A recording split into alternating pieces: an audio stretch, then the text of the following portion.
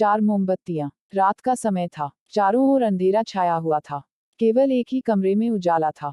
वहां 4 मोमबत्तियां जल रही थी। चारों मोमबत्तियां एकांत देख आपस में बातें करने लगी। पहली मोमबत्ती बोली, मैं शांति हूँ।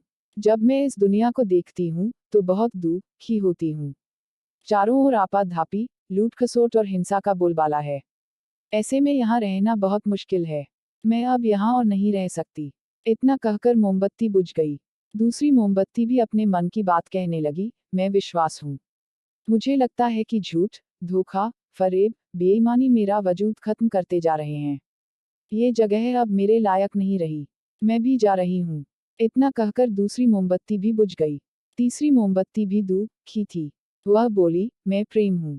मैं हर किसी के लिए हर पल जल सकती हूँ। लेकिन अब किसी के पास मेरे लिए वक्त नहीं बचा। स्वार्थ और नफरत का भाव मेरा स्थान लेता जा रहा है।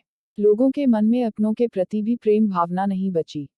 अब ये सहना मेरे बस की बात नहीं। मेरे लिए जाना ही ठीक होगा। कहकर तीसरी मोमबत्ती भी बुझ गई। तीसरी बत्ती बुझी ही थी कि कमरे में एक बालक ने प्रवेश किया। मोमबत्तियों को बुझा हुआ देख उसे बहुत डैक हुआ। उसकी आंखों से आंसू बहने लगे।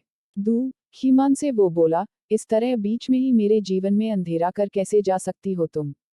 तुम्हें तो अंत तक पूरा जलना था, लेकिन तुमने मेरा साथ छोड़ दिया। अब मैं क्या करूंगा? बालक की बात सुन चौथी मोमबत्ती बोली, घबराओ नहीं बालक, मैं आशा हूं और मैं तुम्हारे साथ हूं।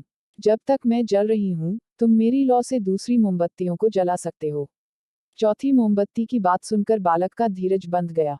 उसने आशा के साथ शांति, विश्वास और प्रेम को पुनः प्रकाशित कर लिया।